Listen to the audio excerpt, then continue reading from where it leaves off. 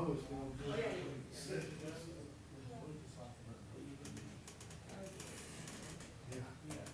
I watched the radio quarter.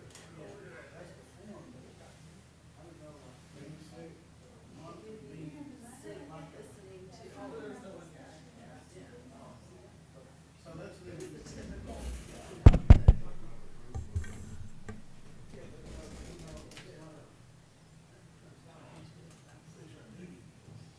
meet and greet.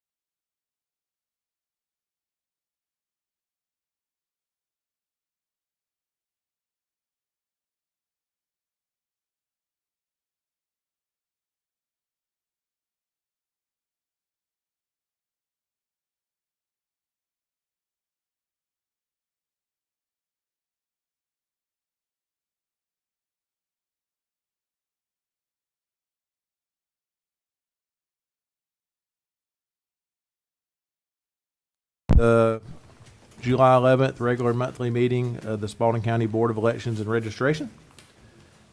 Please silence your cell phones and all other electronic devices. If everybody would rise for the invocation and pledge. If you'll bow your heads with me, please. Heavenly Creator, thank you for this day that you provided for us. Thank you for the opportunity to serve. Thank you for the opportunity to be your servant and your missionary into the world. Please shine your light on our path so that we'll know your way.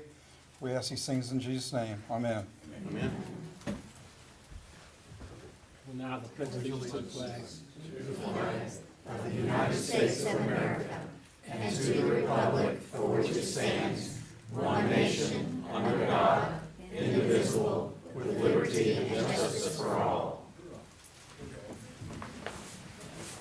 Thank you, gentlemen. Next up is citizen comment. Speakers must sign up prior to the meeting and provide their name, addresses, and the topic they wish to discuss. Speakers must direct your remarks to the board and not to individual board members or to the audience. Personal disagreements with individual board members or employees are not a matter of public concern, and personal attacks will not be tolerated. The chairman has the right to limit your comments in the interest of disposing of the board's business in an efficient and respectable manner. Speakers will be allotted 3 minutes to speak on their chosen topics as they relate to matters pertinent to the jurisdiction of the Board of Elections and Registration. No questions will be asked by any board members during citizen comments. Outbursts from the audience will not be tolerated. Common courtesy and civility are expected at all times during the meeting. No speaker will be permitted to speak more than 3 minutes or more than once unless the board votes to suspend this rule. All right, so have a few folks. First up, we've got Kim P. Brooks. Topic is Spalding data rolls.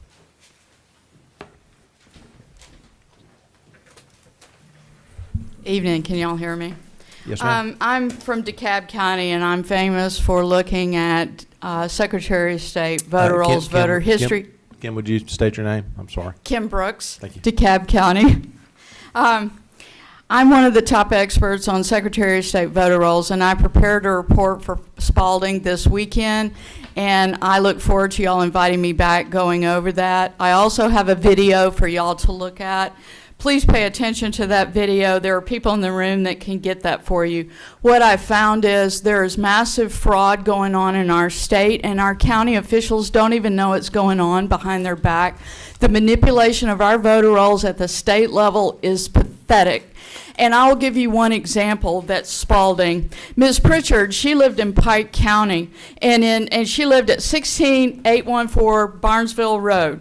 And she had a duplicate ID, and Pike County did the right thing and merged her ID in early 2020. So she has one surviving ID and one that was canceled. I hope everybody's kind of tracking with me here. And so that ID went to inactive status because Ms. Pritchard very soon after that duplication moved to Spalding County where she lives today. In May of this year, her canceled ID was reissued as an active voter in Spalding at 206 Ponderosa Road.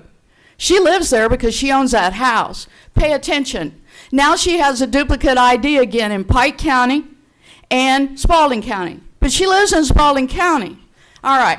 In June, they've now moved Ms. Pritchard's canceled ID back to Pike County. So she has two IDs in Pike County. She's got duplicates again, but she lives in Spalding County. But it's worse than that. They took the 206 from Ponderosa Road and stuck it to Barnesville in Pike County.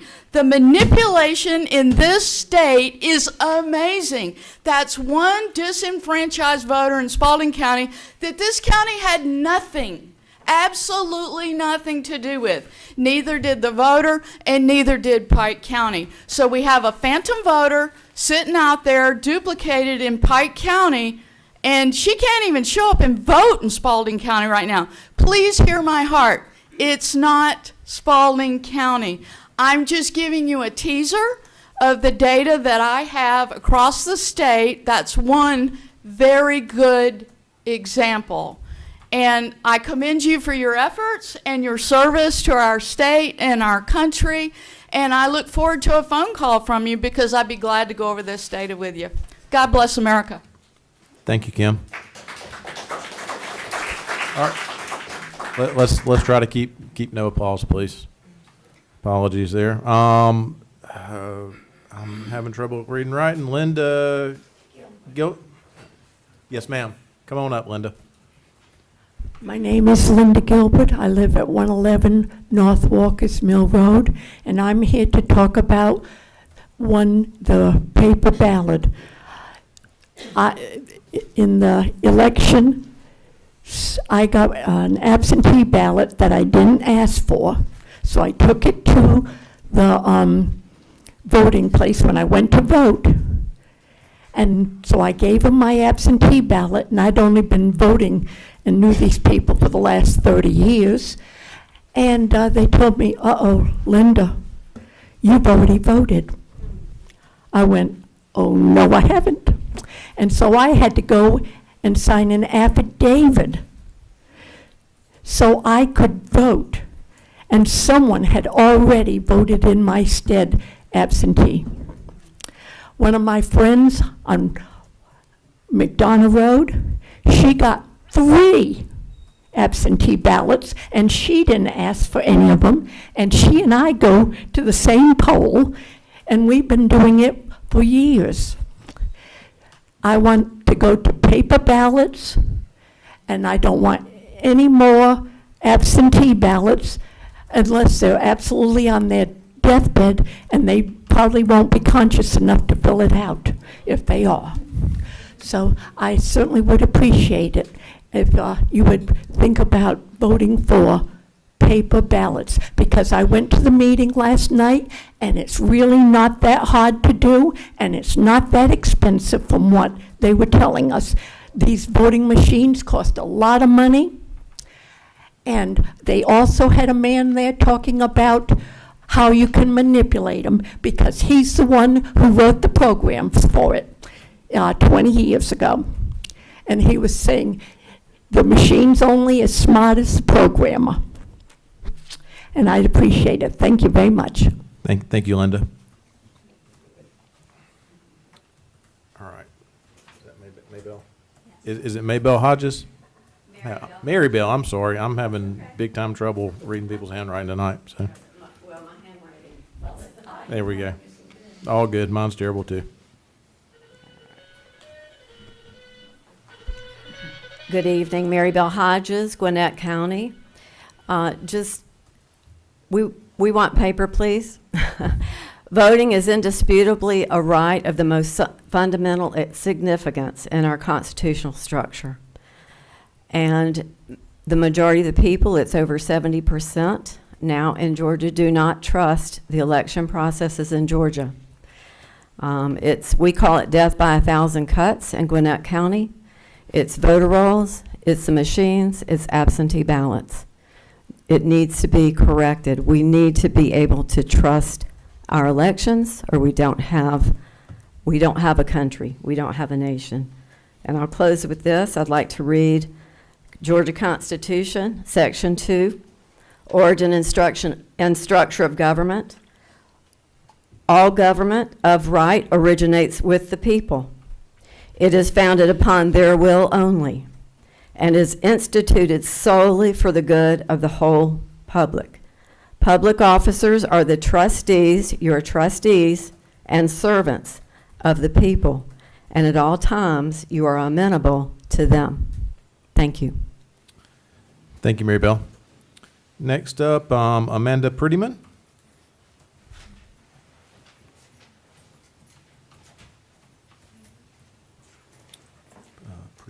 Hi, I'm Amanda Prettyman, Bibb County. And just the heart of the matter about the voting machines is that the source code, none of the citizens are privy to it, and most of our elected officials aren't either. And so none of us know how the vote is counted. And contrary to what people have said, there were the times that we have been able to count a small number of ballots, there have been problems, in my county at least. And so I think that every American has the right to know how their vote is counted, and it's a violation of our constitutional rights and our civil rights. And the only thing that should be secret in an election is the secret ballot, meaning the identity of the voter connected to the ballot. The ballot itself is not secret. The identity of a voter isn't secret because we have to verify who everyone is that's voting, but just the connection should be secret. And beyond that, anything else secret is a danger to our vote, and transparency is key for fair and honest elections. Thank you, Amanda. Next up, Michelle Knight.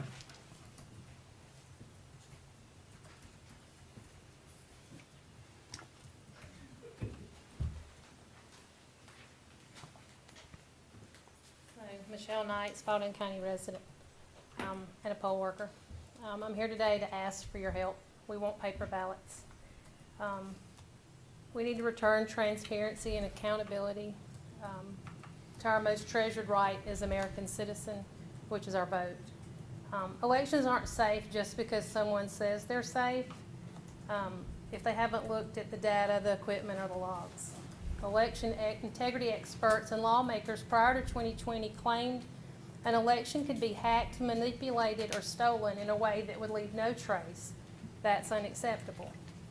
If electronic voting systems can be tampered with and leave no trace, how can any official claim an election is the safest ever without a full forensic examination of every jurisdiction in the United States by digital forensic teams, particularly if there were irregularities in the election? Our non-transparent voting machines may be fast and efficient with touch screens and tabulators, but hidden behind all of that is a complex system of computer codes and processes that are hidden from all of us. Why must we trust a system that is opaque and non-transparent?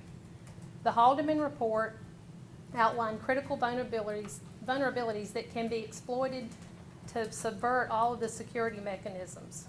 I'm going to read just a few. I'm sure, or I hope you are familiar with the Haldeman report, but I'd like for everyone here to hear that. This report was prepared as part of a lawsuit, and it says to assist the court in understanding the risk that the system creates. Curling plaintiffs asked me to conduct a security analysis of the image cast, ICX, BMD, and associated equipment used in Georgia elections. Using an ICX provided by Spalding County, I played the role of an attacker and attempted to discover ways to compromise the system and change votes. I, along with my assistant, spent a total of approximately 12 person weeks studying the machines, testing for vulnerabilities, and developing proof of concept attacks. Many of the attacks I successfully implemented could be effectuated by malicious actors with very limited time and access to the machines as little as mere minutes. The report documents my findings and conclusions. Attackers can alter the QR codes on printed ballots to modify voter selections. Also, it says, despite the addition of the paper trail, ICX malware can still change individual votes in most election outcomes without detection. Election results are determined from ballot QR codes, which malware can modify, yet voters cannot check that the QR codes match their intent, nor does the state compare them to the human readable ballot text. This was all known by our Secretary of State in 2021, and yet he still has not taken the necessary security upgrades to protect our vote. I'm asking y'all to restore integrity to our elections. Be brave tonight. Vote for paper ballots. Thank you. Thank you, Michelle. Next up, Brittany Cobb.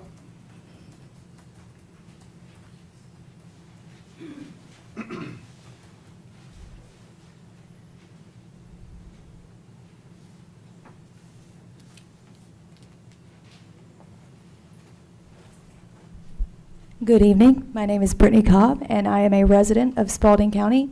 Recently, there was a statewide call that took place regarding the security updates of the Dominion voting machines. Update number 517 is not compatible with our polling pads, and they have updated our polling pads to cellular polling pads as far as I'm aware. However, Brad Raffensperger has been made aware that the security updates allow for security discrepancies where we there could be potentials for issues because it lacks the security. And he has not made any movements to address this and says that he wishes to wait until 2024.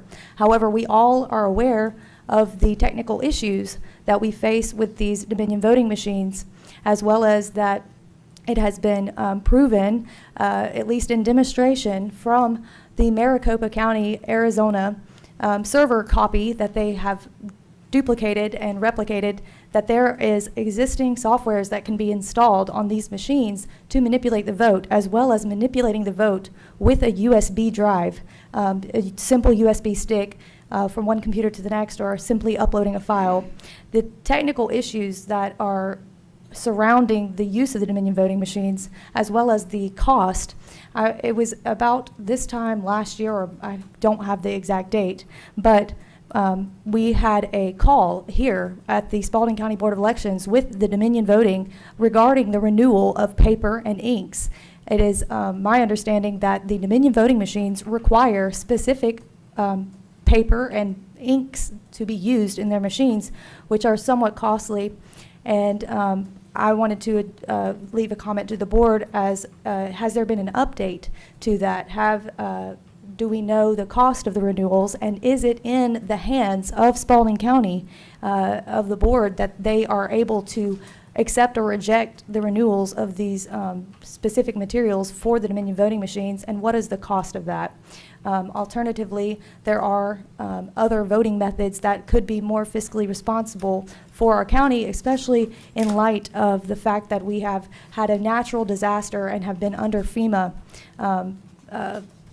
emergency services for a while now. It's costing our county a tremendous amount. So where can we trim the budget? Where can we make amends that we can save money and secure our elections at the same time? Thank you. Thank you, Brittany. Next up, Ed Palmer.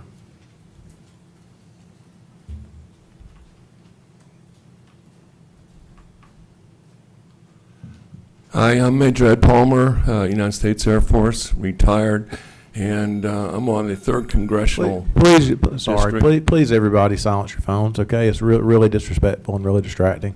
Go ahead, Ed. Okay, thank you. I would like to thank each one of you for the position which you are filling here, and you have a great responsibility, and I appreciate your willingness to serve. Also, it appears to me that the Spalding County Commission has great wisdom in their direction and guidance to you. Bottom line is that most of the voters in Georgia don't trust the system, the electronic system that has been used in the recent elections. And for that reason alone, it may be very important to our nation's history, for the future of our children, our grandchildren, to move away from those machines, which, by the way, do not comply with Georgia code, which is supposed to be verifiable and readable to the individual. And none of us are computers, so we can't read the QR codes. And moving to the paper ballots, the French do it, and we have a better system that I saw yesterday that has been specifically designed by the guy who originally designed the software for the predecessor of the Dominion machines, and it's basically a big calculator. I don't know if any of you have seen it, but it's a big calculator. And we went through some training on it and how it works. And it looks to be reasonably simple, and it has verifiable attributes to it that you can take 10 ballots and 20 ballots and go through those and then add them up and see if you got the right number, including over and under counts and things like that. So it was an impressive system. I would suggest there are people here who know more about this than I do. I would highly recommend that you select paper ballots and look at the system which we saw demonstrated just yesterday. And the First Lady who spoke, Kim, probably can enlighten you about that even much more than most of us can. But I strongly encourage you to think about the legacy which you were leaving for your children. If we do not have a fair election, whether you're Democrat, Republican, Constitutionalist, Libertarian, whatever, we want to feel our elections are fair. Thank you. Thank you. All right. So everybody means everybody. Please silence cell phones. Maria Rowland?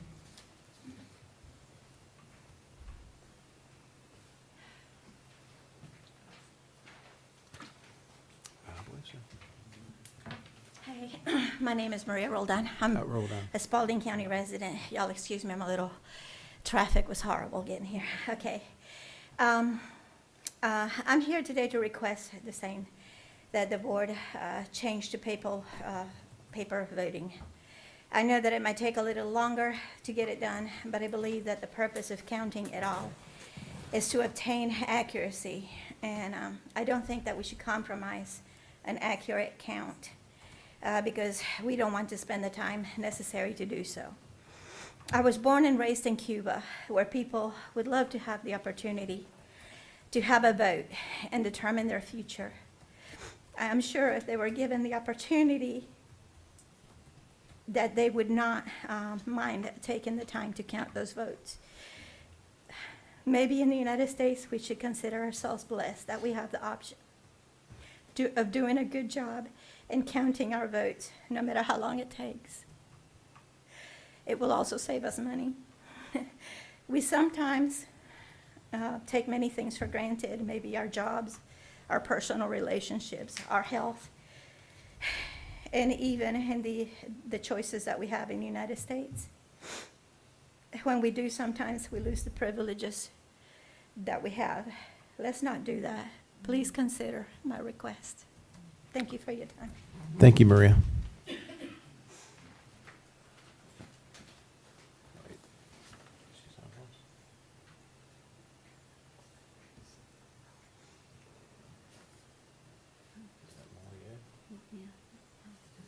All right, so is there a Marion Rowland? Yes. Okay, all right. Thought I was seeing double. Come on up. Yeah, I looked at that and I said, somebody's already signed in. Yes, sir. Come on up. All right. Okay. I'm Marion Rowland, lifetime resident of Spalding County. And I just wanted to say that I really am proud of what y'all doing here. It's like so many have said here before me, people don't trust our elections now, no more. With what we're getting, we know that something is not right. I mean, I travel a lot through Spalding, Pike, and all these other counties here in Georgia, and at election time, I see a lot of signs of what people want and everything, and it'll be 10-1, and somehow the one ends up winning.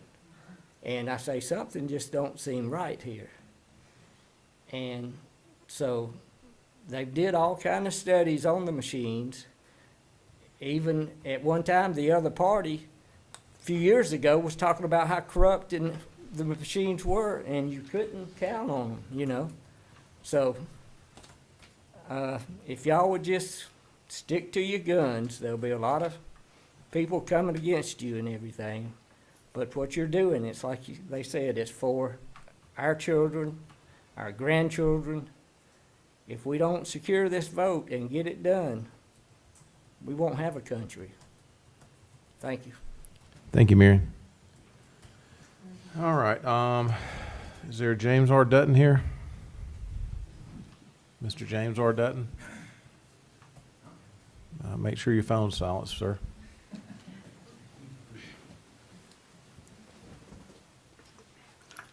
James Dutton, I'm a Spalding resident. I wanted to talk very briefly about some of the things other people have said. There are and have been people registered to vote here in Spalding County that are registered feloniously against the law. My office, 2 doors down from here, someone registered to vote as if they lived there. We took that proof to our office. They looked it up. This person voted absentee here in Spalding County and then moved back to Fulton County and voted in Fulton again in our last election. We reported it and nothing has happened. There are, in the 2020 election, there were 12 absentee ballots sent to one house, all unrequested. Now, this person happened to say, these aren't, I didn't request any of these, and came and turned them in. I have the pictures. They could have easily voted every single one of those, and all of them would have counted. The problem here is those electronic voting machines, okay? We know that you guys are empowered to rule that these are impracticable.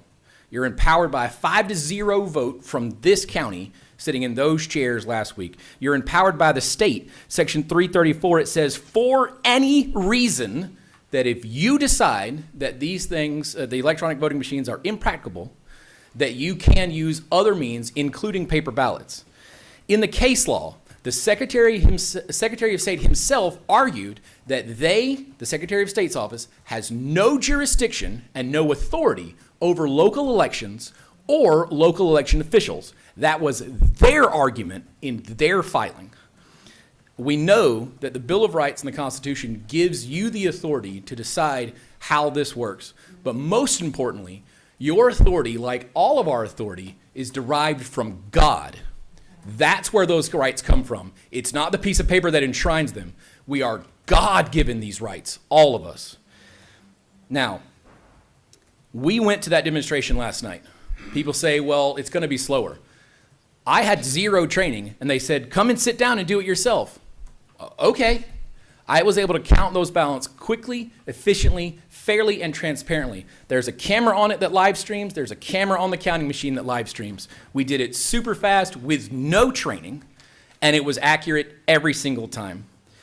The Secretary of State has no authority to fine or otherwise punish local counties for doing something that they don't want them to do. Athens-Clarke County voted with paper ballots. Now, they tried to come in and fine them $5,000 a day. And you know what Athens-Clarke did?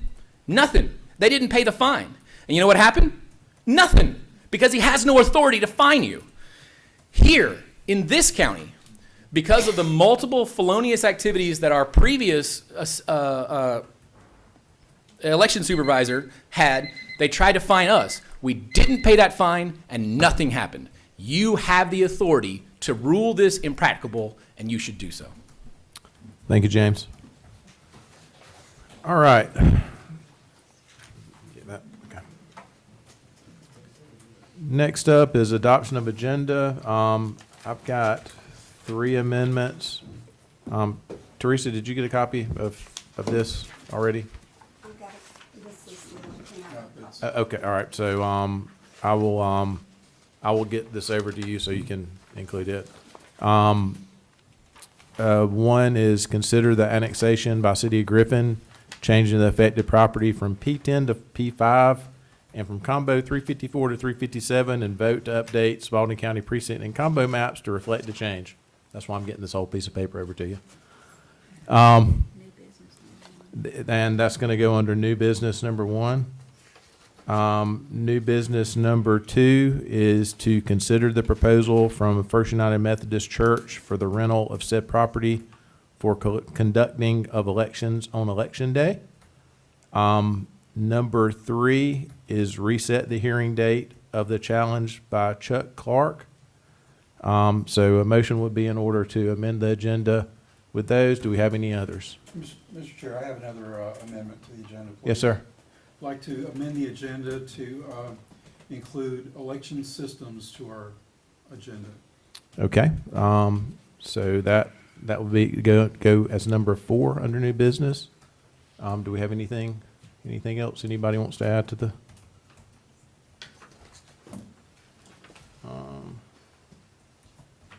And I'm not spotting any old business. Am I going blind, or did we just not have any old business? Okay. All right. Good. The bylaws will be set for next. That's right. week when Okay. Jim Very good. O'Brien is present. And you'll give us an update of that in the report. So, Do we have a motion to adopt the agenda as amended? I second. Okay, Roy first, James second. All in favor? 4-0. The agenda is amended. All right, next up, approval of minutes. Has everybody had a chance to review the minutes from June 13th?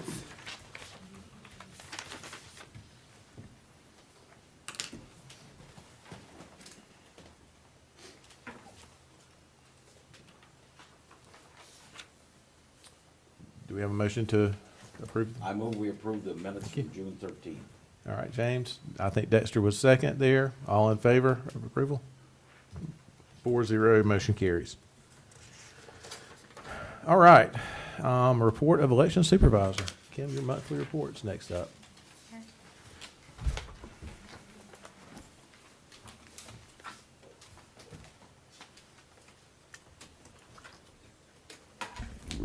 Good evening, board members. Jarvis update. Reminder, Jarvis is the new election and voter registration system implemented by the Secretary of State. We do continue to see improvements with the data completion for the first phase of Jarvis remaining the same, which is September the 7th. Voter registration update, or audit update. The voter registration audit I have here will be completed tomorrow, but we actually completed that today. Of updating all physical records with the correct precinct and combo due to redistricting, ensuring that a voter registration record is on file for each voter listed in the voter registration system. We do have a few outstanding digital records remaining without a physical record due to the implementation of Jarvis. However, the State Elections Division is aware of this and is working toward making these images available. Confirmation notices. We were notified last week about the following confirmation notices to be generated. The first one is NGE. That stands for no activity for 2 even year general elections. The state will mail notices to voters whose records have been inactive through 2 even year general elections. Example in that, 2020, 2022. After the notices are mailed, the voter is given 30 days to respond. If there is not a response received, the state will move the inactive voters to a cancel status. As of now, the state has provided to us a total of 1,272 records, which will fall into this category. The next set of confirmation notices to be generated are called no contact confirmations. They are generated when there has been no contact by the voter within 5 calendar years. Our office is responsible for the mailing of these notices once received from the state. If the voter does not respond to the notice, the records are moved to an inactive status. Right now, records reflect a total of 1,145 confirmations to be mailed out once received from the state. Precinct cards, a reminder, we have yet to receive precinct cards for new voters to Spalding County or voters with changes since Jarvis was implemented beginning in January. However, the state sent an update on July 7th that they would begin printing precinct cards beginning the end of July. Voters can access their information at My Voter page, and we are also capable of printing a precinct card if the voter needs it. And we're more than glad to do so. State Election Board meeting on June 20th, 2023. I attended the State Election Board meeting along with Board Member Roy McLean and County Attorney Stephanie Wyndham. As the case was set to be dismissed, I knew that it was important to represent Spalding County and strongly request that the State Election Board seek answers on why the ICP scanner allowed a ballot with notebook paper lines across the page and through the QR code to be scanned and counted. As I shared with the State Election Board, it was insulting that the investigation by the state only considered reviewing Spalding County's processes and procedures of early voting and not the issue of why the ICP scanner allowed the ballot to be scanned and counted. The State Investigation Division's response was basically that if certain buttons were pressed on the printer, which is connected to the BMD, that is where a vote is marked, a ballot is marked, enough times that it could generate the image I've described above. Therefore, I made the following request to this state election board in hopes to bring more security to Georgia's voting equipment and process. They are as follows. Requested for a letter of correction be written to the Secretary of State's office to take measures to secure our voting system by setting the ICP scanner to a more secure setting so that fraudulent ballots cannot be counted and that only one type of image of a ballot can be accepted. Requested for a letter of correction be written to the Secretary of State's office requiring them to take measures to inform counties of the possibility of the printer printing images other than what is acceptable for a ballot image. Requested to require that the Secretary of State's office compose an official election bulletin for processes and procedures to secure the printers so that voters do not have the capability of changing printing options to ensure that only the proper ballot image can be printed. Requested for the Secretary of State's office to compose an official election bulletin to communicate to counties about the possibility of balancing errors due to the ICP scanner accepting other images than only that of a valid ballot image. The State Election Board voted to continue this case with the following requirements. The state is to provide measures to prevent this from happening in the future. The county is to provide a number list of voters of the 1,520 voters. So, hey, Kim, quick question. So, and I assume we've already provided them with the list from us, That would right? be at the next meeting. That will be at the next meeting that we're Right, the presenting State that? Election Board meeting. Okay, so is the expectation they set then that they will be giving us report back at the next meeting as well? That or was our understanding is that how you that interpreted those it? two would come together. We do not know yet when this case is set to be heard again. We know that the next State Election Board meeting is August the 1st. We just don't know if our case is listed to be heard. They have not published their agenda as of today for that August 1st meeting. Okay, got it, okay, and we haven't heard anything back from, so the investigators are still working on this active investigation, and we haven't been contacted by them? We have not been Since contacted by June the state in regards to this matter, no. Okey dokey, Not since the hearing. okay. Precinct health checks, election system coordinator Perry Cron and I began precinct health checks this week and will have completed precincts 1 through 7 by the end of the week. This is to prepare for the upcoming November 7th, 2023 general municipal election and for the 2024 election year to ensure that all precincts meet required federal and state standards as well as confirm that the flow of traffic is designed to meet the needs of both the poll workers and the voters to the best of our ability.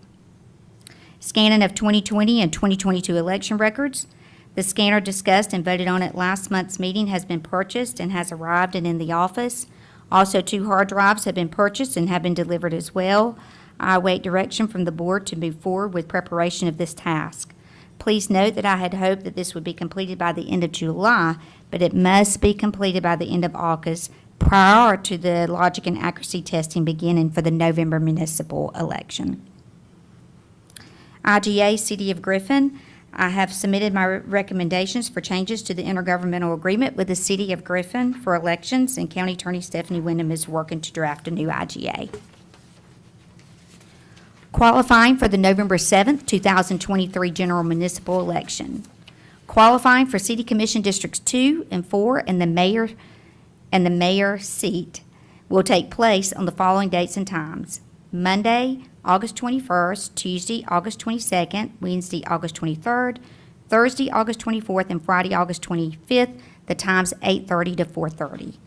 Qualifying fees for District 2 and 4 are $403.20 each, and the qualifying fee for the office of mayor is $461.88. All qualifying forms must be completed, signed, and notarized prior to qualifying. Qualifying is held at the Spalding County Board of Elections and Voter Registration Office at 825 Memorial Drive. This concludes my report. If you have any questions, I'll be glad to answer them. I do.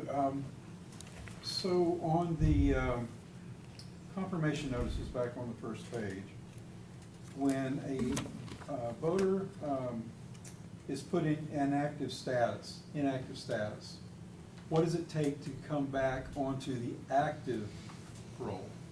Any type of contact. It can be voting, address change, requesting an absentee ballot, any type, a name change, any type of contact with the office that touches the voter's record immediately takes that record back to an active status. Now, I want to clarify, this is a good opportunity here to ensure that everyone understands, because we do receive this a lot, and it is understandable, that active and inactive voters are treated no differently from our office. They have the same rights. They're able to vote without any issues, any problems, without having to present any additional information. It's just a way that the state has come up with to maintain how long it's been since that voter has been in contact with the office or through voting in itself. And with your experience with Jarvis, if there's database maintenance or for any reason the state goes into that database, does it reset the time and the date so that the 5-year or 9 or 2 election cycles would go back to 0? I cannot speak to that, in all honesty. Okay. I cannot. Second thing that I'd like to ask or discuss real quickly is the second one, which is moving from inactive to canceled status. Could you speak briefly about canceled status? Well, canceled in this case would be because they have been inactive first. They were active at some point in time. Then they became inactive, as you can see in the no contact. They became inactive, and then they were out there for 2 general elections with no contact, so then they became canceled. But to answer your question, canceled can be, that would just be a delete status, but it can also represent deceased, felons, and I believe that would be mentally incompetent, but that has to be a court order. If Those a are some voter examples. shows up with an ID or whatever and has contact, do they now become active again, even though they're canceled? What do you mean if they show up with an ID? So if a voter has gone to the canceled portion Mhm. and they show up at the office and say, here's my ID, I would like to vote in the next election, No, they would have to complete a voter registration form. okay? And for every election, there's a deadline of registration. So that registration deadline would have to be met. But the voter is, I mean, the confirmations go out to the last, what information is available to the state, and how it's responded to is, of course, up to the voter. And one final thing, under ENET, it was my understanding that a voter went inactive, but no one was ever removed from the voter rolls. You just didn't see it anymore. Is that true? That they went to an inactive status, but never, But there was never a voter that was removed under the ENET system. I have never heard that. Okay. Right. And how about Jarvis? Do you know? Well, I know that these practices are in place, and these practices have been in place. I served in the office from 2000 to 2008, and no contacts and NGE confirmations were in place at that point in time. So, But Does really, that- the cure for any of that is they show up with an ID and they're able to vote. not if they're canceled status. Not if they're okay. So No. canceled is. Canceled is canceled. but That means anything inactive or, inactive and active, you're able, I you're got it. treated just the same. But if it's canceled, new voter registration form is completed, whether it's through DDS or through our office or other avenues, Thank you. MVP. So, you're welcome. All right, anything else? Kim, Stephanie, Roy, thank y'all for going up to the state election board and that, above and beyond. And I think your requests are reasonable and on point, and I'm a little disappointed that we haven't heard anything, but I'm not super surprised, so. I do want to mention, I did forget this in the report, ongoing you'll receive, it's in your the front of on the left side in the pocket, and you'll begin receiving this each month, and it will show the line items and expenditures. So that's just to provide more transparency. Okay, thank you, Kim. You're welcome. All right, moving on to new business. First up is the annexation issue. I'm gonna summarize it there. Annexation of the city of Griffin, by the city of Griffin, changing the affected property from P10 to P5 and from combo 354 to combo 357, and vote to update the Spalding County precinct and combo maps to reflect the change. Kim, I think I'm gonna let you lead on this one because you got the. Bring that back up. Oh, you can get it back up? Okay. I need an Do it. assistant. Okay, so are we at the precinct change? Yes, Where we yes, are? yes, ma'am. Okay. You want me to try to get the screen back up? while You can. It's just, I was just gonna scroll the agenda down so they could see, but there's really not much more on there. But in your folders under general, and behind the report, my report, you will see, if you flip, first you'll see the,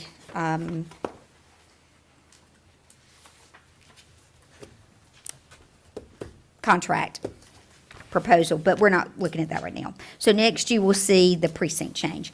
The very first page there is an aerial view, but where you'll be able to see the change is the next page, or what the change is going to be.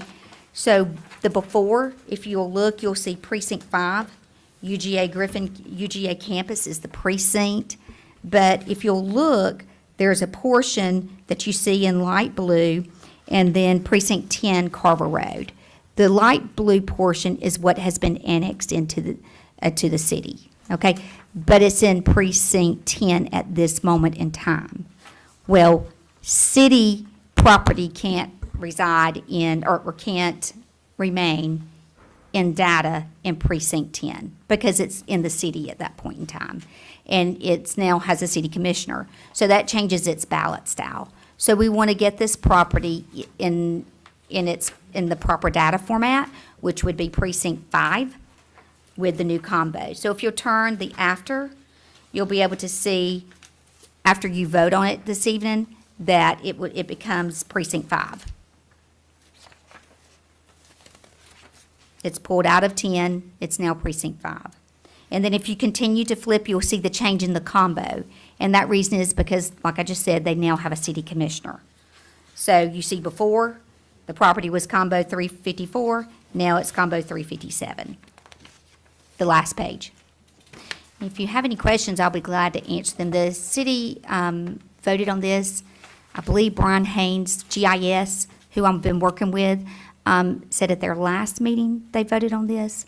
So I wanted to go ahead, it's in development now, so I want us to go ahead and get it taken care of and in its correct place in the system, so that when voters begin registering to vote, we can ensure that they're in the correct precinct, receiving the correct ballot style. Do y'all have any questions on that?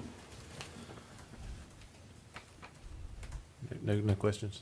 And just so you know, I did contact Gina Wright with the Secretary of State's office and asked, okay, what do we need to do? Do you need anything from us? And there's not. It's basically up to you all how to proceed. And once it's voted on, and we just change the maps. And then when it comes back around to the census time, they'll actually be able to draw their maps to include that. And it will reflect that. But the state won't make any real change until the next census. Mhm. So whatever you decide tonight should be our policy or procedure going forward. And if it is Mhm. something that you would like for us to add into the bylaws because it is not currently, then that is something that we can do before next month. I'd make such a motion To do what Kim just said, do what? to annex this into. Oh, okay, all right. I didn't know. Well, not to annex it in, Well- but to move it from precinct 10 to precinct Yes, 5. yes. Precinct and combo. Right. There we go. That's my motion. Okay, so Roy made a motion to adjust the precinct and combo per the Second. agenda item. Second, James, okay. All in favor? All right, carries 4-0. Forgot discussion, but didn't look like we needed any. So, and yes, so this probably needs to be in bylaws. Kim or Stephanie, one of y'all was talking about, this used to be like department, like at the federal level or something? DOJ, right? it used to be had to travel through Department of Justice for approval, and I don't know the year, but I do know, and that's been a why while. Gina said basically, no, we don't have any part of it now.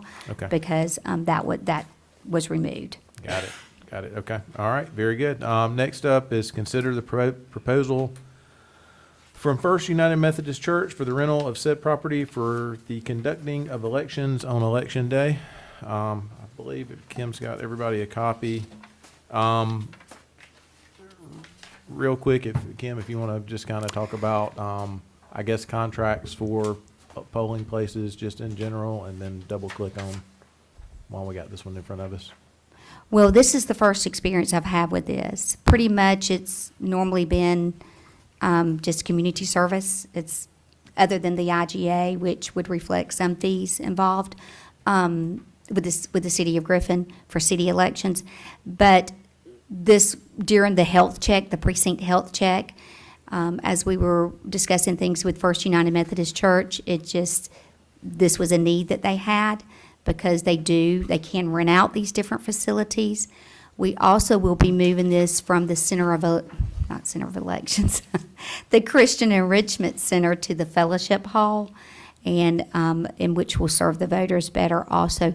But whether it was the Christian Enrichment Center or whether it was the Fellowship Hall, there would still be a fee involved. That's just a policy that has just now come about for them. So they're a great team to work with. I would like to continue utilizing First United Methodist Church as a polling precinct. A lot of space, handicap accessible. It meets all the requirements. So I appreciate your approval on that tonight. But yes, this is my first experience. They provided the contract. Stephanie has reviewed it and had just a very minor change. They agreed to it, and that is what you have in your book there. Does that answer any questions you may have? I believe so. So skimming through it, what is the term on this? Am I missing that? No, Stephanie and I were discussing that earlier. They have been provided, Okay. Handwritten. right? Provided and will continue on a yearly basis. So Yes. ongoing unless canceled. That's right. Okay. And that's what we hope. That's not set in stone. They may or may not actually agree to that. They may require us to do one per election. It just depends. This is new to them and to us, so we're kind of just seeing how it goes. I know that it will not be one per election. Now, it could be yearly, but I know that they have the 2024 calendar, and that's been a part of the discussion. I will verify for sure whether they're looking at, I did not receive any kind of indication that this was going to be every year, but I'll definitely confirm that. But I do know that it is good for 2023 and 2024, because we discussed that during the precinct health check. Okay, so what we're holding, your understanding, is through the remainder of this year as well as next, at minimum. Is that? At minimum. At minimum, okay. And Ms. Slaughter and I also discussed that, even though this is new to us, I feel like we'll be seeing more of these for polling, for precincts in the future. So it may be something that you guys want to consider as far as a procedure for approval as well, and perhaps that being one of the duties that you delegate to the election supervisor, so that contract after contract is not coming before you for approval. I was actually going to suggest that, Stephanie. So, yes, sir. Is a motion in order? A motion will be in order. I move that we accept the proposal from the First United Methodist Church for the rental of said property for the conducting of elections on Election Day. Okay, got a motion? Do we have a second? Dexter, second. Do we have any further discussion? I think we probably do need to delegate this out, because we've got 18 polling places, and I don't really see any sense in each one of these coming in front of us. But that would probably be something else good in the bylaws to set like a not to exceed a certain amount or something like that would probably make sense. It's But there. it's already there? All right. You'll see soon. Just high five yourself there. Okay, good. Just keep reading my mind. All right, all in favor? All right, carries 4-0. Next up, reset the hearing date of the challenge by Chuck Clark. So, where are we with that? Well, we had our hearing, or had the meeting at the last time. He was not present, and We also didn't have. we didn't have a we didn't have a quorum, quor- we that's didn't have what a it was. quorum. So we couldn't have held it anyway, but he was not present to present. So you all just need to decide when you want to reset it. Okay, And I'll be glad to add it if you want to do it at 5:30 or 5 o'clock, but prior to the next. prior to the August meeting, Right. Okay. Then that's up to you. I would be amicable to that. Is everybody okay with that? Yes. I don't think we need, everybody's okay with that. All right, Roy, I didn't write down your title for your election system, sir. Am I up? Yes, sir. Spalding County voters deserve elections that they can trust, verify, and that are transparent. Georgia Code OCGA 21-2300 requires that our ballots be produced in a format readable by the elector. What we're using today is anything but that. Proprietary ballot QR codes, unlike those found in commercial and advertising, might as well be pieces of DNA helix observed by the human eye. We have no way of viewing or deciphering its meaning. It's the voter's intent. Is the voter's intent accurately communicated? There is no lawful way to determine that, at least until such time as the current vendor releases the proprietary code. The July 21 MITRE report allegedly paid for by an election voting system vendor outlines the vulnerability to attack by use of photocopied ballots, which have actually occurred here in Spalding County. This is currently under investigation by Secretary of State investigators. We have repeatedly asked for updates, but no date and have precious little information to proceed to prevent the next potential attack.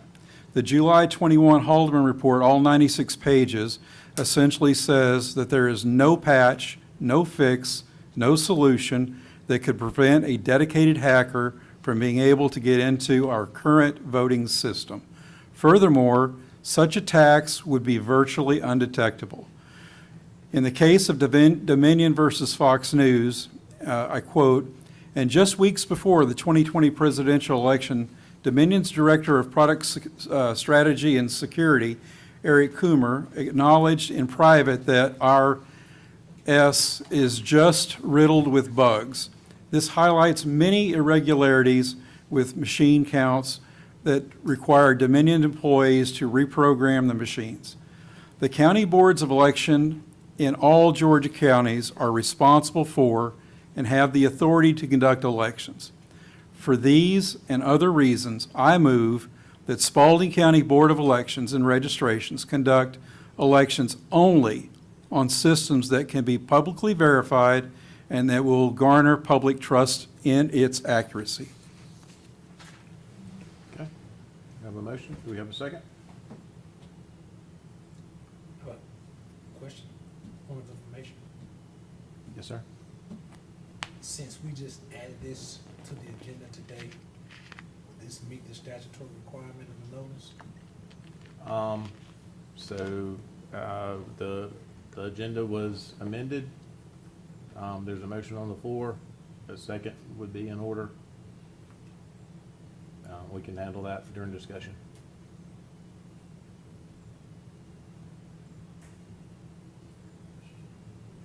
I'm going to second it. All right, we're in discussion. Dexter, we can take up your point. The agenda was amended. As far as I know, there's no notice needed to add an item to an amended agenda. The Open Records Act allows an amendment to an agenda. There is nothing that is specific in the local legislation in House Bill 769 that addresses amendments to the agenda. I guess my concern would be that the motion speaks to transparency. And I'm not sure if take the action tonight and it passes, whether or not it sort of makes it less transparent. If it wasn't on the public agenda, so that others could come and maybe even speak to it during the public comment section, because the board is taking an action on it, that it could cause a backlash if we do it by adding it to the agenda during the meeting. Okay, point taken. Do we have any further discussion? James? I would like Roy to read his proposal again, The motion or the proposal? the motion. The motion is, for these and other reasons, I move that Spalding County Board of Elections and Registration conduct elections only on systems that can be publicly verified and that will garner public trust in its accuracy.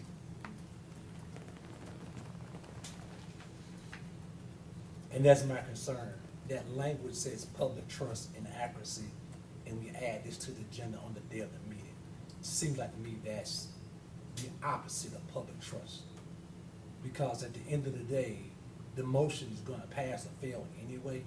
It just seems, as an advocate, as an attorney, I think the board is opening itself up to a controversy that we don't have to have. Because we can table this until the next meeting, have the vote, everybody could participate in the discussion if they want to. Because we know what the numbers are, it's gonna pass. But the question is, do we create a controversy that we don't need to create, that's gonna further cause division in the community? Okay, thank you, Dexter. Roy? So this is not a partisan issue. These machines are not one party or another. In 2016, one party had a view or an opinion on the machines. In 2020, a different party had. So what's the common thing? It's the machines. Well, that's And not- so in this case, excuse me, I have the floor. In this case, what this says is we find a system or a way of voting that is publicly verifiable and will garner trust in its accuracy. We have to have both major parties come together to make this work. This is not one party or another. You're making my point.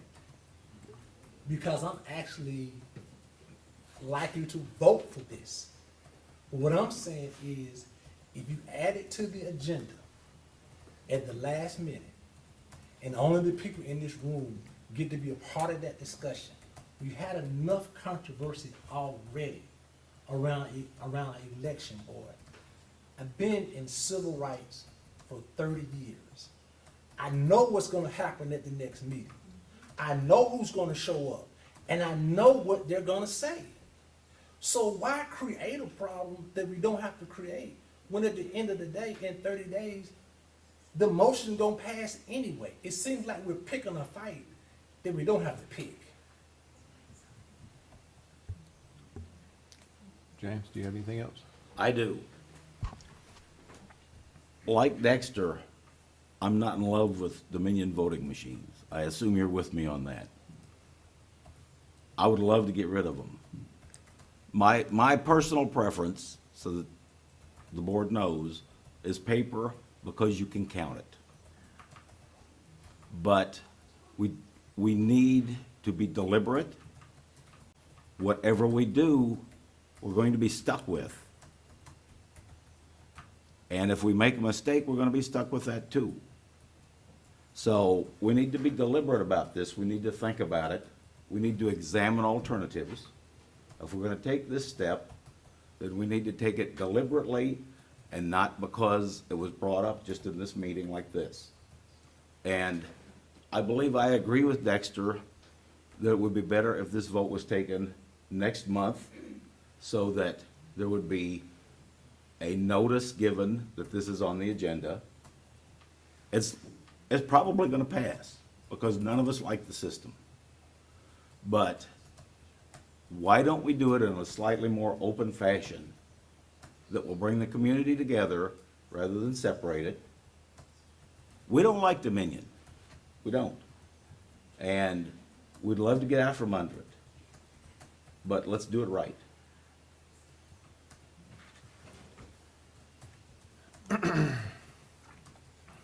All right, so we got a motion, second, discussion. At this point, we have to call the question, right? You don't have to call the Or do question. we- or I the mean, motion to table and You we- basically have a motion to table almost. Almost, if somebody would say the words. Okay, so I move that we table this until next month in the interest of voter transparency. okay. And that does not need a second, right? It does. It does There need- is no that- discussion. There, but it yeah, needs no, a that's second. right. So Dexter second, no discussion, simple up or down vote. So motion to table until next month. All in favor to table? Okay. All opposed? Okay. That's no action. That's no action. So it was, James and Dexter to table, Roy, Ben, not. That you had a motion and a second And then to table. earlier. But That the needs a table, vote. the table over trumps that. The motion to table. Okay, so. So you do- still do- have do- you still have the motion on the floor So, that yep, has so- not been tabled. So we still have the motion on the floor to vote on Roy's, motion at this point, so. So we're still in discussion? Yeah, at this point, No we're one still has in called the discussion. No one question. has called the question. So in discussion, Dexter, I don't disagree with you that right now there are going to be feelings one way or the other. But if not now, when? And if not us, who? This is not a please. This is not a partisan proposal. This is us saying that what is happening now is not legal. It is not right. And if we don't throw this yoke off, it's gonna be there forever. Somebody has got to man up here, excuse my analogy, and say, this shall not stand. And that's where I am. And I will join with you to go and talk to anybody that will listen, that this is not a partisan issue. May I speak? Yes, sir. I don't disagree. I don't think it is a partisan issue. That's not why I'm speaking up. I'm speaking up because as a member of the board, I have to look out for what's in the best interest of the board. And if somebody who's done community organizing, voting rights legislation for the last 30 years, I know what's gonna happen next week. I know how many next month, I know how many news cameras are gonna be here. I know how the media is gonna paint Spalding County as a bunch of backwoods racists. That's what's gonna happen. And if that's what the board wants to feed into, then that's just what we live with.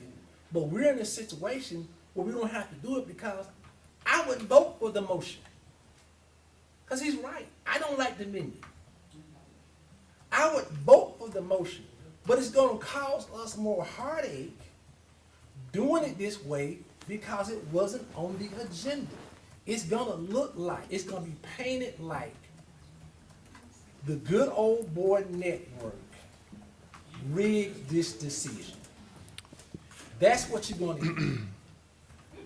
So Dexter, I've been slandered, libeled, written about more than I ever have in my life. Finally by like Democrats instead of Republicans, strangely enough. But since I was appointed in 21, so I mean, respectfully, I don't think it matters when we do any of this stuff. It's going to be the same story in the news, press, media. I feel in my heart of hearts that, you know, what's happening right now is, you know, with the ongoing investigation from the Secretary of State, with the just gaslighting of perfect elections when we all know they're not perfect, you know, with the other things that we've seen with our own eyes, you know, I mean, as Roy said, if not now, when? And if we wait until August, there's going to be even more news cameras and even more slander and even more whatevering. And I think there are some dates and deadlines that are about to be that's- impacted. That's what I was going to say as well, is that in August, we've got other things that have to happen. Then let's call a special meeting. Okay. Mr. Chairman, Yes, ma'am. as the attorney for this board, my personal feelings have absolutely nothing to do with the advice that I am required to give you. And that is that OCGA 21-300A is clear and unambiguous. It requires that the equipment used for casting and counting votes in county, state, and federal elections shall be the same in each county in this state and shall be provided to each county by the state as determined by the Secretary of State. That is the law. I'm reading it verbatim. So unless and until the Georgia Secretary of State allows paper ballots to be used by counties, we're required by law to use the equipment provided to Spalding County by the state as determined by the Secretary of State. So could you read OCGA 2300? That is OCGA 2300. A. Okay, so there's a part about impracticable. That is not, that's a Is that- different code is that a different code section. section? Okay. And that code section is 21-334, voting by ballot. If a method of nomination or election for any candidate or office or of voting on any question is prescribed by law in which the use of voting machines is not possible or practicable, or in any case at any primary or election, the number of candidates seeking nomination or nominated for any office renders the use of voting machines for such office at such primary or election impracticable, or if for any other reason at any primary or election the use of voting machines wholly or in part is not practicable, the superintendent may arrange to have the voting of such candidates or offices or for such questions conducted by paper ballots. Impossible and impracticable are not defined by the statute, but impossible means not possible, unable to be, exist, happen, unable to be done, performed, effected. And impracticable doesn't mean much different. It means impossible in practice to do or carry out. That is a very high bar to reach. If I might. As county attorney, I could not advise you to do what you're considering doing, regardless of how I feel personally. If I might, a similar definition, impracticability is similar in some respects to the doctrine of impossible, as you said, because it's triggered by the occurrence of a condition which prevents one party from fulfilling the contract. The major difference between the two doctrines is that while impossibility excuses performance, where the contractual duty cannot physically be performed, the doctrine of impracticability comes into play where performance is still physically possible, but would be extremely burdensome to the party whose performance is due. Thus, impossibility is an objective condition, whereas impracticability is a subjective condition for a court to determine. And I'm not a lawyer. This is just a definition that I found. So, and I have two lawyers. Dexter. Well, Stephanie is a lawyer, and she's our lawyer. And she essentially said, if we do this, we're gonna be sued. It's gonna cost us millions of dollars to do something that our attorney is telling us from Jump Street we can't do.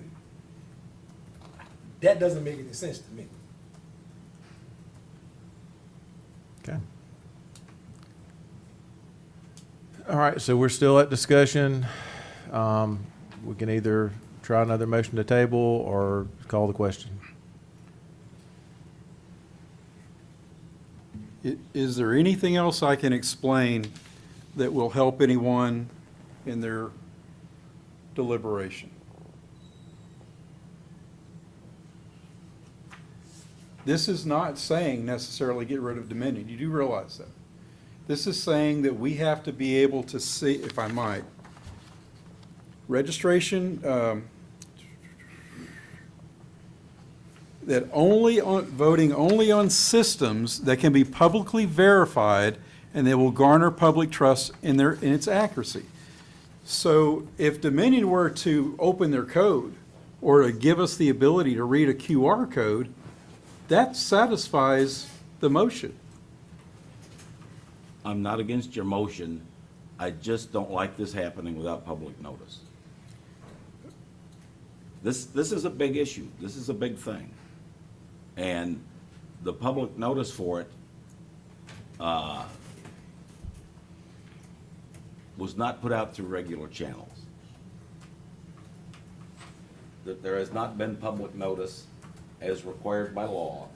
And I'm not saying that we're required by law to do this particular thing, but it's the right thing to do, I think, is to give the public notice.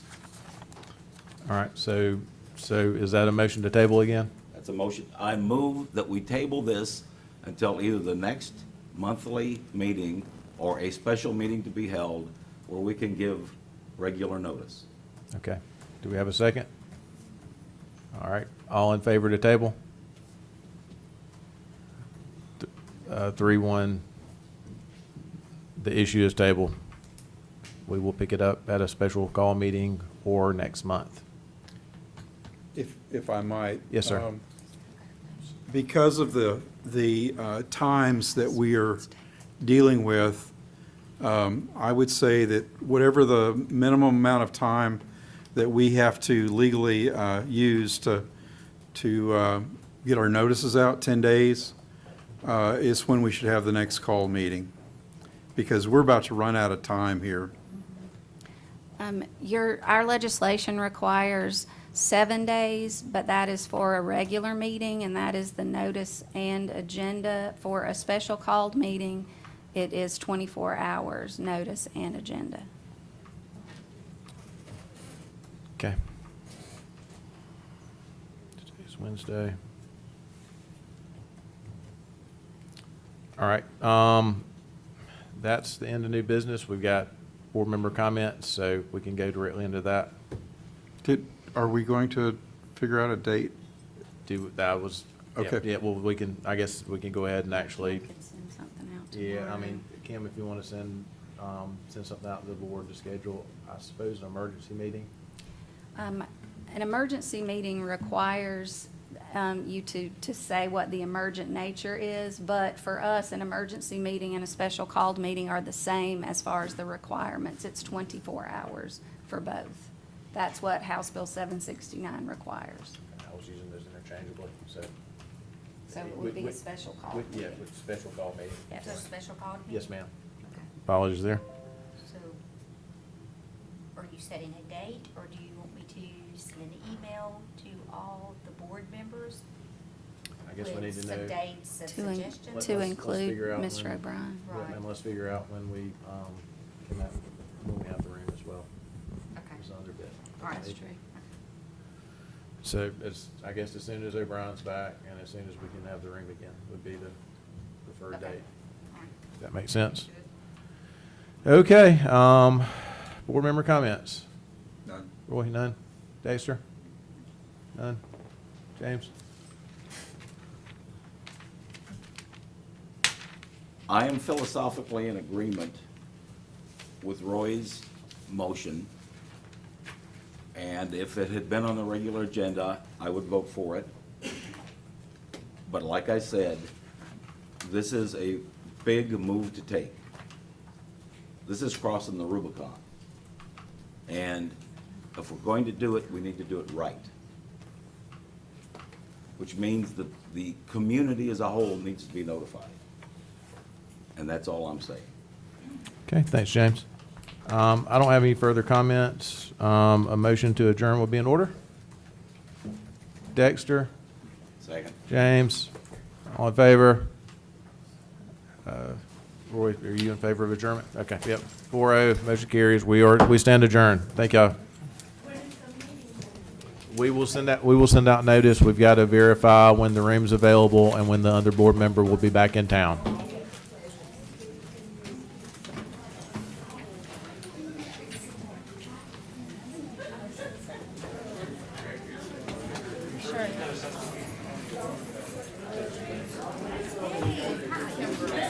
Nice to meet you. We know.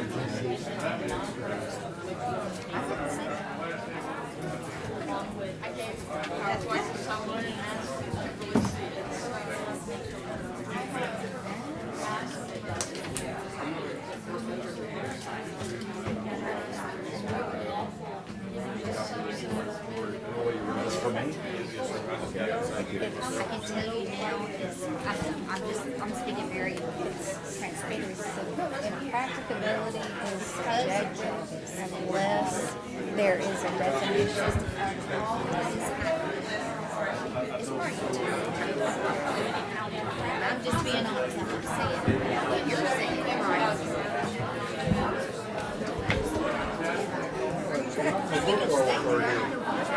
Well, my wife doesn't expect me until midnight. Oh,